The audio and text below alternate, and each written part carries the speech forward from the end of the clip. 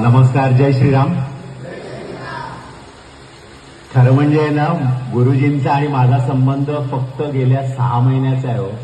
पण त्यांनी मला असं काय हे केलेलं आहे की म्हणजे एवढं कौतुक करतात ते की मला अगदी नकोसं होतं, एवढं ते कौतुक करतात. म्हणजे खूप अगदी ह्याच्यासारखं वाटलं, भारावल्यासारखं वाटतं.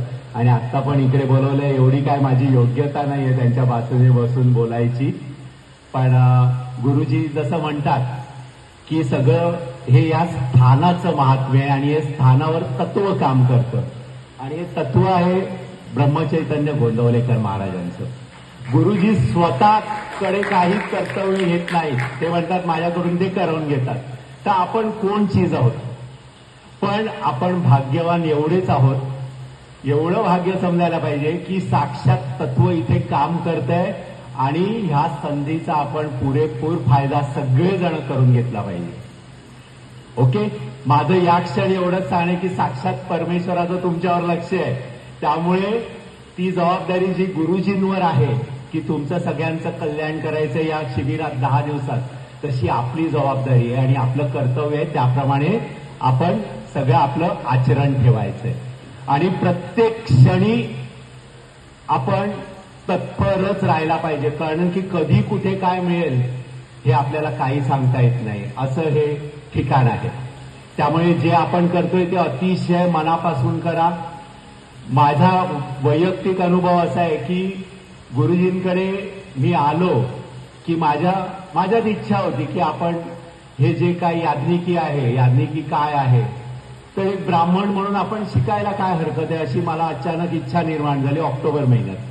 ऑक्टोबर महिन्यात नेमकी माझ्याकडे वास्तुशांत होती. वास्तुशांतीला जे गुरुजी आले तर त्यांना मी माझी इच्छा बोलून दाखवली. ते म्हणाले की अशी एक व्यक्ती आहे पंचवटीत, ते क्लासेस घेतात की ज्यांना शिकायची इच्छा आहे, जे एजेड माणसं आहेत. मग त्यांनी फोन नंबर दिला. मग माझं गुरुजींशी बोलणं झालं. मी गुरुजींना सांगितलं, गुरुजी मी शून्य आहे, शून्य, अक्षरशः दगड आहे, मला काहीच माहीत नाही.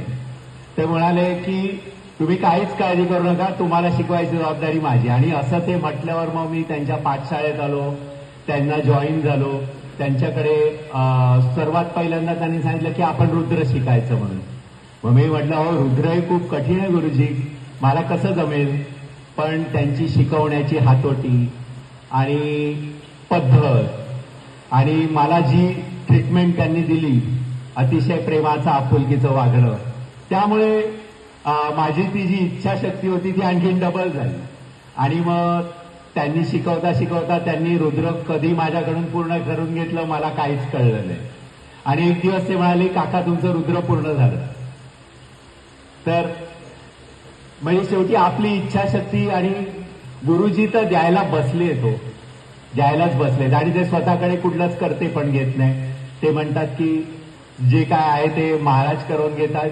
त्यामुळे आज जे आपण 100 जण इथे आहोत शिबिरात, ते या क्षणी महाराजांचं लक्ष आहे, गुरुजींकडनं ते करून घेत आहेत, तर आपण त्याला पूर्ण न्याय द्यायला पाहिजे, एवढं माझं म्हणणं आहे. बस एवढंच माझा अनुभव शेअर करायचा. गुरुजी आभार.